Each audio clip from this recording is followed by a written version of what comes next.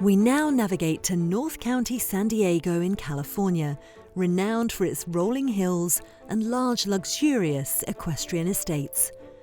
It's home to the family ranch of Karl Cook, one of America's star jumpers, who, along with his charismatic mare Caracole, was initially named as an alternate athlete combination for the Paris 2024 Olympic Games, before ultimately helping his country to team silver.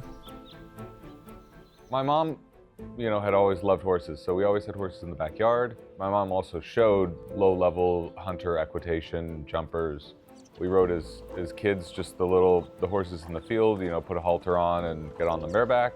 I went straight to jumpers. My trainers were great because they never told me to slow down. I got to have fun doing it. As a little boy, you just want to go fast. It was just kind of like one step fed the next, which fed the next. Instead of getting off the train, we kept going forward. Really, the showing part is that's more or less the performance. All the real work happens before anyone sees me at a show. Getting a high level of performance is not that hard out of a horse. What is hard is keeping that, and keeping that for years. Outside of Caracole, which everyone knows, I think my two sort of up-and-coming ones are a mare named Candy, who we've had for a couple years and is coming along well.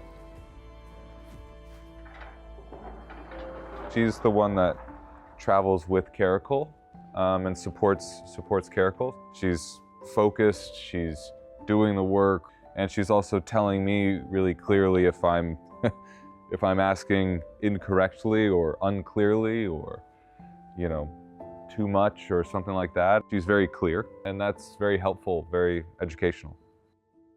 The other one, which is Foxy, you're a very good lady.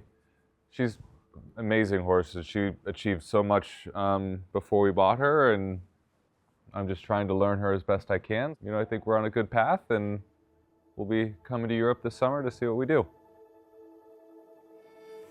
Karl has a deep love for the horses. They're more than just animals for the sport. He truly cares about them as animals, and I think that plays a part in his training and the way he runs the barn. The animals are cared for on all levels. Karl's not afraid to try anything new. He's really open to different ideas and training methods, and whatever is going to be best for that horse is the way that he's going to go. Come say hi, honey. Oh, we're going to go and ride. Hi, honey. This is Caracole. This is the mare I took to the Olympics. Very sweet. Caracole is a standout horse to me because of her intelligence and her love for the sport. Hey. She truly understands the game, and she really loves doing it. She is keen, she's aware, and she's really, really kind. Something people might not see all the time with Caracole is that when she's at home, she's super relaxed. She's cuddly, she knows everyone here, she's super comfortable. And then when she's at the show, she does a 180 and she says, I'm here to do my job. And she gets a lot of energy. I took a lot of time to learn how to ride her because she has a very unique way of going, and you have to be really fully committed when you ride her. She's too fast. You don't really have a chance to really second guess what you're doing. And that took some time to get used to. When things go right, you win. And when things go wrong, you have a lot to learn. But then you go back to the barn, you make some changes, and you come back again. And when you get it right, it's one hell of an experience. For me, she's one of the most complete horses that we've seen in the sport. But I think it's her mentality, her approach mentally to how she does it. She's so smart, and she doesn't make the same mistakes twice. And she's so focused and committed. If she could jump every day, she'd be perfectly happy with that.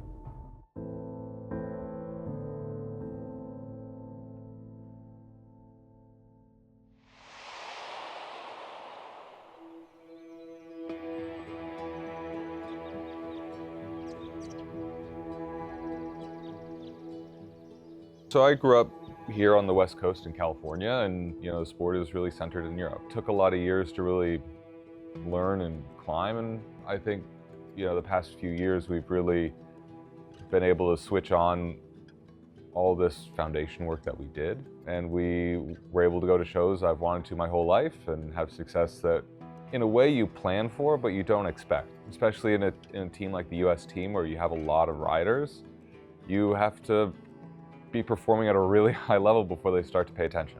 2024 was a wild year. In the lead up to the games, I felt like I should be on the team. Being alternate, I was still incredibly proud to have made the Olympics. Even as an alternate, you're preparing as if you're going to compete, but you also know that you're most likely not going to compete. And so then getting to the games and having the short amount of time from when I was told that I was now going to compete to when I did compete made it easier to not have any distractions because it was too short. It was an hour and 45 minutes. You just head down, do what you did to get there, and give it everything you got.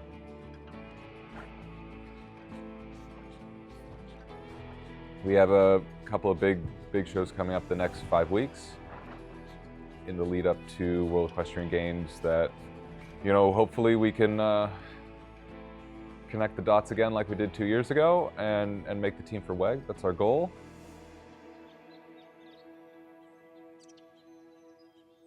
As everyone focuses on the end goal, about success in the show ring. But really, I think the key to any success with horses is how you work with them on a day-to-day basis and how you learn from them more when you're not riding than when you are. I think the key to success is focusing on all those building blocks and not thinking about the end result. How they review their rounds, how they feed their horses, how they train their horses, how they manage the horses' show schedules, the horses' physical maintenance, travel, all these things that bring this picture together. Because you can be a perfect rider, but if you can't do all those other things, it doesn't matter how good you ride. And if you do that, the end result will come. I think with all horses, if you've been through a lot together, you build a bond with them that's really strong. And of course I would feel this way because I work with horses every day, but I think outside of maybe dogs, humans are drawn most to horses. I think it's because there's something that we can relate to in them. There's something that they're giving back. And there's parts of that connection that make humans more human. I find that the horses help guide, and if you're just willing to listen, I think it makes you a lot better off.